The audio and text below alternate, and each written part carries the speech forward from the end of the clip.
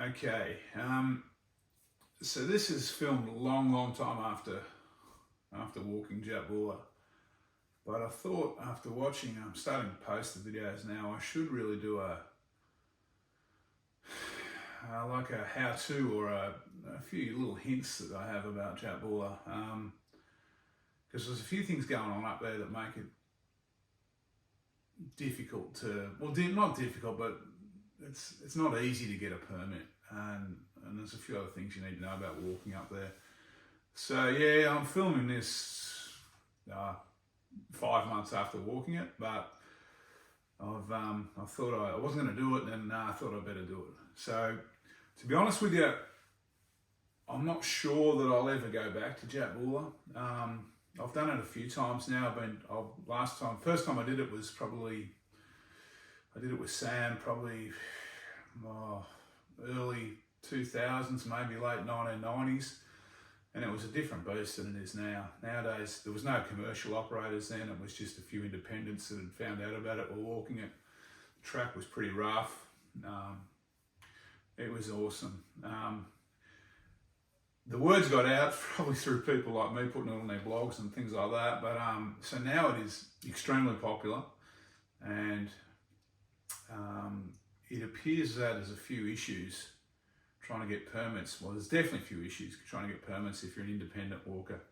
And I just wanted to maybe give a few hints that I've kind of, look, this is all sample size of one.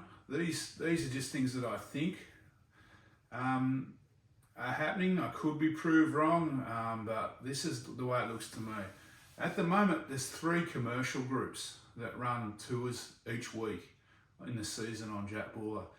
Now, the season runs from June to September. Some of the commercial groups only run June to August, because by September it's getting a bit marginal, the Jatbula. Some of the heat's getting extreme sometimes, and the water's getting a bit festy, some of it, particularly around the Edith River, the top of the Edith River. So some of the commercial groups, the last month, some of them don't run, but I'm not sure if that's all of them or just 1 or 2 of them. Now, that wouldn't normally be a problem, because the commercial groups have their own camping area, and you think that wouldn't affect independent walkers.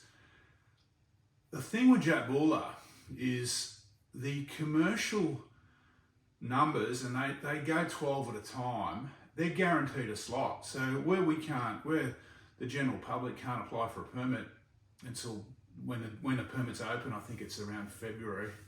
You just check online for that, because you need to be online straight away. The commercial groups are already allocated next year's permits, so they've guaranteed 12 slots. Now, there's only 15 slots a day on the Jatbula, so for 3 days a week, around 12 of those slots are gone. So if you're a group of 4 and you get online at 1 second past the opening hour to get your permit, forget it. If you want those dates, you've already missed them. They've already been guaranteed to the commercial operators. So I'm not trying to be negative here, but if you're a larger group than 3, you probably need to get online, do some research, work out when the commercial groups are running, and it's generally like a Saturday, Sunday, Monday, because they run for the week. They do it in a week. They run it in a week slot, so they're normally leaving at the start of the week so they can finish at the end of the week, and it works nice for their customers. So I didn't dig into it too far, but I think if you're a larger group, you're probably better off trying later in the week for a permit, because when the commercial groups are running, you've got no hope. It's just not possible. There won't be 4 permits left the minute the second the bookings open.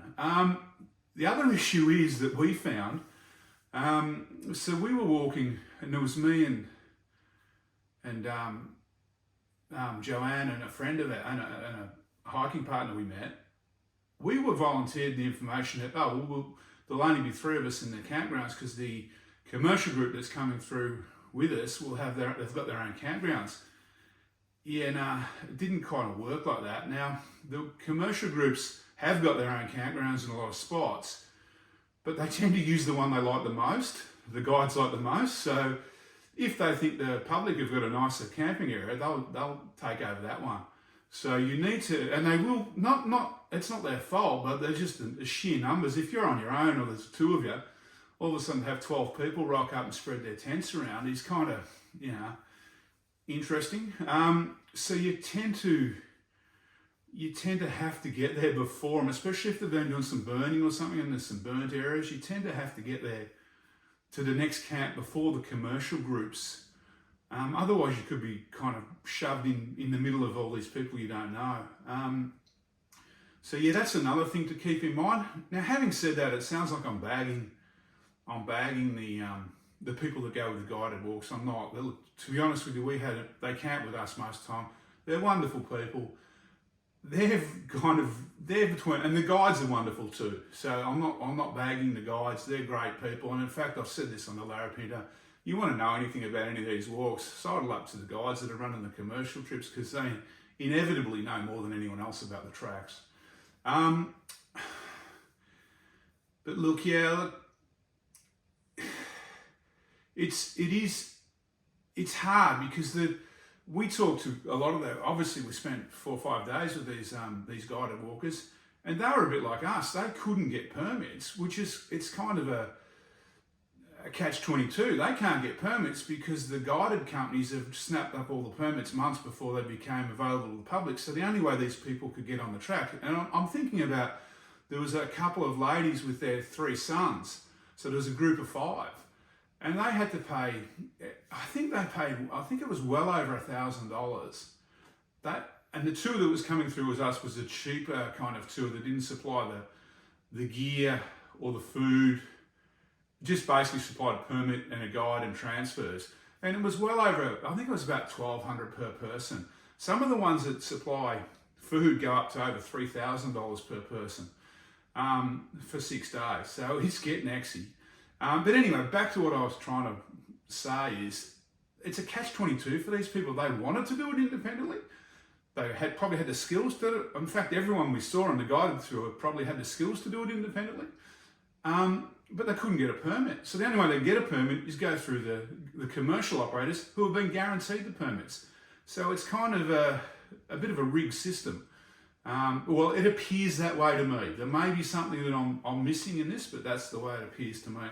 So look, if you do want to go independent, there's a few things you can do. Even though the system's rigged against you, there's a few things you can do to help you get a permit. One of them is trying to book the days that the guided tours aren't running, not because you don't want to walk with them, but because you'll have only 3 permits to fight over. Now, the other thing with Jatbula is, keep in mind, like I alluded to earlier, by September, in most years, even though the trail's still open, in my experience up there, by September it can be getting really hot, and the water situation can be getting a little bit, marginal. There'll be water at the camps, but any kind of water in between camps might be getting a bit low. So look, just keep that in mind. My little secret tip for Jatbula, if you've watched the previous videos, you probably saw it, but I reckon if you've got room, you don't need many clothes. It's pretty warm. Chuck a pool noodle in, because you'll be doing a lot of floating around water holes, and the pool noodle, even though I'm a good swimmer, the pool noodle is just a bit of luxury and it doesn't weigh anything. There's not a lot of scrub to push through mostly, so you've got no problem having it hanging off your pack. But yeah, that's just a little hint there. Now look, it sounds like I'm bagging a little bit Nitmaluk. I'm not really. I understand why, if you were managing the park, you'd prefer to have these guided tours coming through than having independent walkers, because not only are you getting some kickback from the guided companies, they'd be paying for the privilege to walk in the park, but you also don't have to really worry about managing the guided walkers, because they've got a guide with them they're pretty competent kind of people, and they're looking after those 11 people with them. So I can kind of see where the management of Nitmaluk go with this. It doesn't help independent walkers too much though. But yeah, look, and the other thing I'll mention about Nitmaluk is how we went to, so when I was up there with Joe, we spent a fair bit of time in Nitmaluk, a bit of time in Litchfield and Kakadu as well. A fair bit of time in both those parks, actually. And to be honest, the management at Nitmaluk and the way they manage the environment there and what they're doing for walkers, mountain bikers, canoeists is just amazing compared to the other two parks. It's Litchfield and Kakadu felt run down, and to be honest, didn't look like they had any love since I was up there last time, which was probably 8 years ago. Whereas Nitmaluk, yeah, you could see the improvements. They've put in, I guess, to take pressure off the Jatbula, they've put in some more tracks on the southern side of the river, which are really good. So yeah, look, it's not all negative. I think as a rule, that national park is really well run, one of the best in the territory. But to walk the Jatbula, you're really kind of, you're up against it trying to get a permit. So yeah, look, I hope this video is helpful. Like I said, it's a sample size of 1, and I've spent an extensive 3 seconds on Google this morning just trying to check out companies and prices and things. Look into it a bit yourself, because yeah, especially if you're a big group.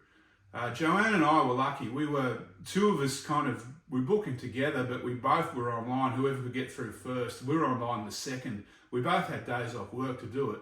We were online the second it opened, and we got in. But if there was, yeah, obviously 4, you got no hope.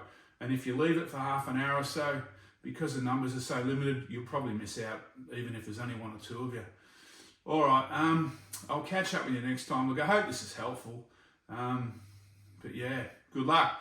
Catch you on the trail.